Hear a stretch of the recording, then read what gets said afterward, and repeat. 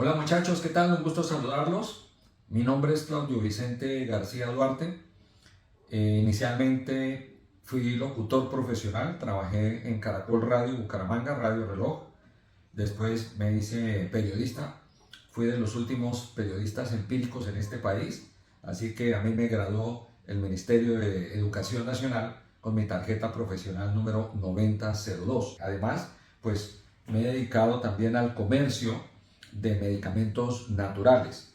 Llegué a tener 18 sucursales en el departamento de Santander de una empresa que fundé, a la cual llamé Centro Naturista del Divino Niño, que aún existe y aún se llama exactamente igual. Pero en aquellos años me hice socio de la empresa de transportes cooperativa Cotaxi, heredando lo que hizo mi padre hace muchos años. Fundaron una empresa cooperativa para transportar pasajeros en unos carritos hacia Cúcuta y se hizo la reposición del parque automotor. Mi papá pues no quería endeudarse con ningún banco, el banco cooperativo nos financió el proyecto de cambio de los carros viejos por busetas. Yo retomé esas banderas de mi papá y de un tío mío, así que yo me hice cargo de 3 cupos en la empresa, fui el socio mayoritario en aquel entonces, fui presidente de la junta directiva de la empresa, pero los choferes lo venden a uno con la lengua. Le contaban a los pasajeros que el patrón tiene 3 busetas de estas y tiene 18 tiendas naturistas, pero claro, yo tenía crédito con Bancolombia, al cual le pagaba lo concerniente a las vitrinas, la estantería y todo lo que tuve que comprar en medicamentos para tener las tiendas naturistas. Ahí es cuando aparece la guerrilla del Ejército de Liberación Nacional, ELN, más exactamente el Frente Claudia Isabel Escobar, liderado en aquel entonces por un guerrillero que utilizaba el alias de Eduardo. Entonces, efectivamente empezaron a llamar a la empresa, empezaron a amenazar que así me escondiera debajo de las piedras me iban a matar, que tenía que colaborar con la causa revolucionaria.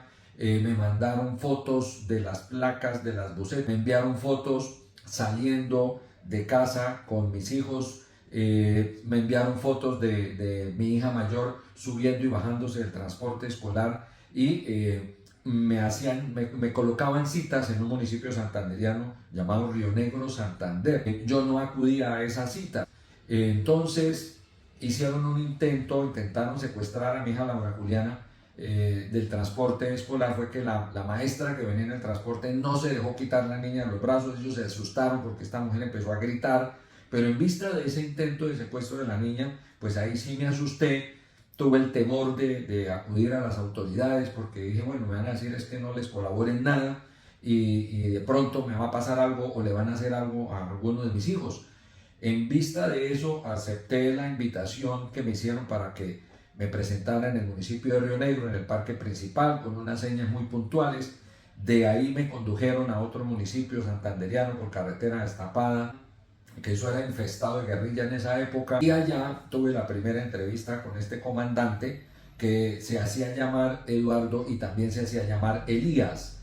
Tuve oportunidad de presenciar y de ver aproximadamente unos 30 guerrilleros ahí en la zona donde me llevaron. Yo hablé con los comandantes, les comenté que era hijo de un chofer de taxi, que yo no había nacido en cuna de oro, que había estudiado en escuelas públicas, en colegios oficiales. Les dije que todo el 50% de la empresa lo debía a Bancolombia y prácticamente el 90% de las busetas se le debía al banco cooperativo. Entonces me dieron la oportunidad de demostrar que tenía que llevarle los documentos y demostrar que todo lo que les había relatado era cierto, so pena de ejecutarme a mí o a alguno de mis hijos.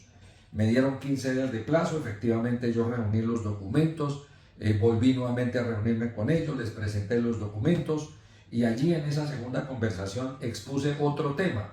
Les dije que en mi concepto la guerrilla era el brazo armado del pueblo o el pueblo que se arma y establece un brazo armado para contrarrestar un sistema opresivo, pero no que se volteara contra el mismo pueblo. Esto también les quedó sonando, pero además ocurre algo muy importante. Nos reunimos en una escuela en las afueras del municipio y ellos hablaban de comunismo, otro poco hablaban de socialismo. Entonces, en vista de que hablaban una cosa y revolvían con la otra, yo les dije, espera un momentico, Y entonces les dije: un momento, ustedes me están revolviendo comunismo y socialismo como en un vaso de licuadora, pero ustedes no tienen conceptos ni tienen ideas claras. Entonces, ¿cuál es su concepto de verdad real de revolución? Porque yo veo que esta revolución no es contra un gobierno o Estado, sino contra el mismo pueblo. Eso les llamó tanto la atención que terminé en esa escuela, dividí el tablero en dos con una tiza haciendo una raya en la mitad, y aquí escribí comunismo y aquí escribí socialismo, y empecé más o menos de lo que acordaba en mis lecturas a explicarles los conceptos muy diferentes de cada uno. Por eso, muchachos, ustedes que están estudiando periodismo tienen que prepararse, tienen que leer mucho, tienen que tener muy buen conocimiento universal de muchas cosas. Volvamos. En vista de lo anterior, los 80 millones de pesos que me pedían en la época fueron bajando. Aparte de eso, me pedían que les llevara antibióticos, que les llevara botas, que les llevara toallas, algunas provisiones de mercado, y en medio del temor que tenía por mi seguridad y la de mis hijos. Y es que realmente en esa época no teníamos una seguridad real en el país. Uno viajaba a Santa Marta, viajaba uno aquí a Lebrija o a San Gil, y le salía la guerrilla a quitarle a uno lo que llevaba en plata. Una vez viniendo de Santa Marta me quitaron pescado que traía en una cava de copor. Finalmente la extorsión se vino a tasar en un margen de 17 millones de pesos, los cuales fui entregando en cuotas de 2, de 3 millones, hasta que les completé los 17. Seguían viniendo a pedir cosas, etc. Venían hasta la empresa para que les tratara sus enfermedades y las de sus familiares. Eso pues más o menos me los fui, como el cuento, como quitando poco a poco de encima, hasta que me cansé. Cuando vinieron unos muchachos a seguir extorsionando, les dije: miren, retírense, porque ahora, de aquí en adelante, ya empezaba el gobierno del presidente Álvaro Uribe Vélez, y ya empezábamos a tener confianza en las instituciones militares y policíacas del país. Entonces dije: yo no voy a seguir trabajando para mantener zánganos, yo sigo trabajando para proveer a mis hijos. Así que de aquí en adelante, dígale al comandante que no hay un peso más, y que si me tengo que morir, me muero, porque nací fue para morirme. Lo hice, fui al aula del ejército, entablé la denuncia respectiva, llevé las cartas extorsivas que me habían llegado de la época, y eso es más o menos, en resumen, la historia personal de esa extorsión. ¿Cuándo y dónde ocurrió la extorsión? Ocurrió en ese tiempo, entre los años 2000, 2001, 2002. La extorsión ocurrió en parte aquí en Bucaramanga y en parte en el Alto de Santa Cruz de la Colina. En otra de las preguntas que me enviaron fue los desafíos que se enfrentaron en esa época. Eran muchos, era el peligro de la integridad física, era el miedo, estábamos prácticamente sometidos por la guerrilla. Llevaban a la gente con sus propios vehículos, luego dejaban abandonados los vehículos y los llevaban a pie por las montañas de Santander. Esos fueron los desafíos que tuvimos que enfrentar en esa época. Falta de autoridad por parte del Estado colombiano. ¿Cómo me afectó a mí, a mi familia? Sí, me afectó, no dormía, me afectó en mi salud, me afectó en muchos aspectos, de intranquilidad, de nervios, de pensar en qué momento van a entrar disparando. Me afectó a mi familia porque mi familia sabía la situación, teníamos que vivir con esa zozobra, y pues ellos también vivían con temor. Nos daba miedo salir a la calle, salir a un centro comercial, salir a un restaurante un domingo. Entonces, esas fueron parte de las afectaciones. Si tuve algún tipo de apoyo o de asistencia del Estado, ninguno, absolutamente ninguno, el más mínimo, porque cuando entablé la denuncia en el Gaula, les dije: bueno, y paso a seguir, me van a brindar algún apoyo, me van a brindar algún servicio de escolta o algún apoyo, no sé, que venga un psicólogo de allá. Absolutamente nada. Mis metas y aspiraciones en esa época, pues la meta era quitarse ese problema encima. Cuando el gobierno empieza a meter en cintura a estos bandoleros, empiezan a alejarse de las periferias de las ciudades, ya nos sentíamos más seguros, más tranquilos. Ya uno viajaba a la costa o a donde fuera, y recorriendo en carretera encontraba uno a toda hora retenes policiales y retenes del ejército, y eso nos empezó a dar confianza para seguir adelante. Y después de la extorsión tuve acceso a empleo o a educación.